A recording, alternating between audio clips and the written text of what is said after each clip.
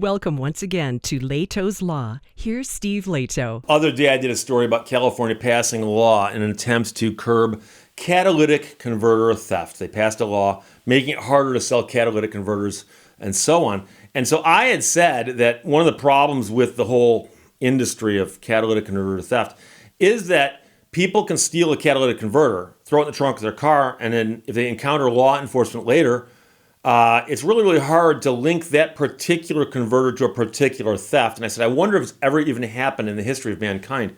And Donald sent me a note and said, Steve, check out the story that you seemingly asked for. Of course. And by the way, I also had a person comment and say, Steve, I occasionally recycle catalytic converters. And I believe that you called me a thief because you said that anybody who's in possession of a catalytic converter is obviously a thief. I never said that, actually. I said if a police officer pulls you over and you got a trunk load of catalytic converters, he might ask you where they came from. And I think that's a fair question. Despite the fact that you might have a real good reason as to why you have them, presumably, if you're not a thief, you can explain where they came from someplace other than cars that you sawed them off of in other people's yards. But I'll leave that between you and the police.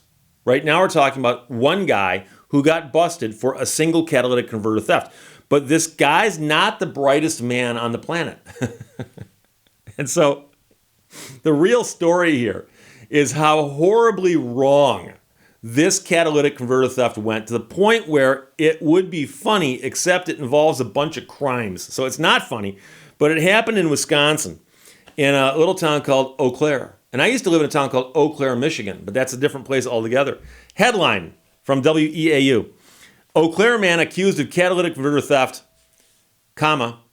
possession of child pornography.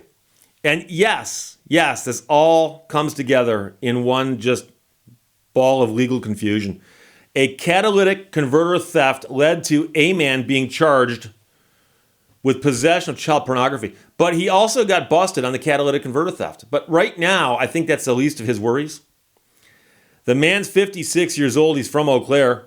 He's charged with 5 counts of possession of the pornography and a criminal charge of damage to property and a charge of removal of a major part of a vehicle.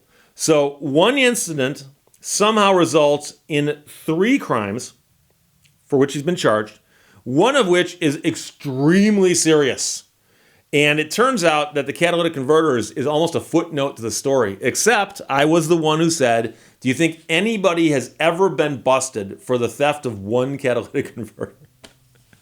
According to the criminal complaint back in May, an officer responded to a call for a catalytic converter theft on Fairfax Street in Eau Claire. So somebody called the police and said, someone just stole my catalytic converter. This entire story is about 100 words long, so we do not have all the details we'd like. So we don't know if somebody said, I heard a racket, looked outside, saw a guy running away with my catalytic converter. Don't know what happened. But the guy did skedaddle, and that's the legal term. He skedaddled.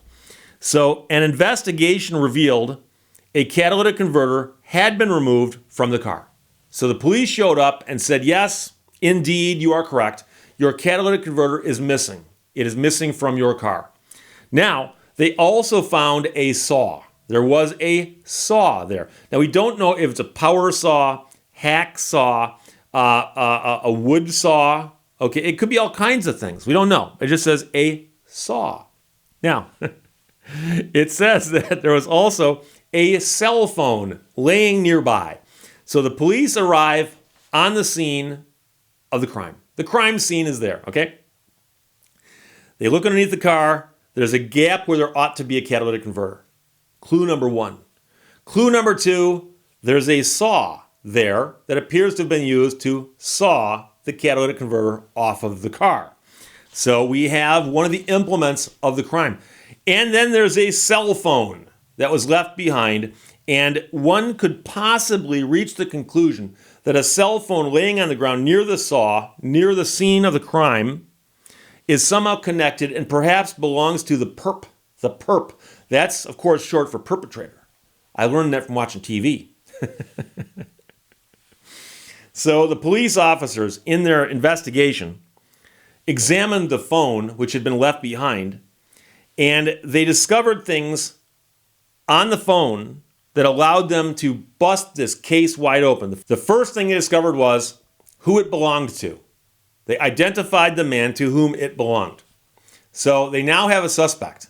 They think, hey, this phone found near the saw, found near the missing catalytic converter, these things all could tie together. Now you might say, Steve, that doesn't prove that he's the one who did it. What if his phone was stolen? Well, it says here that on the phone, they found plans for stealing a catalytic converter. Now, they're a little unclear on exactly what that means.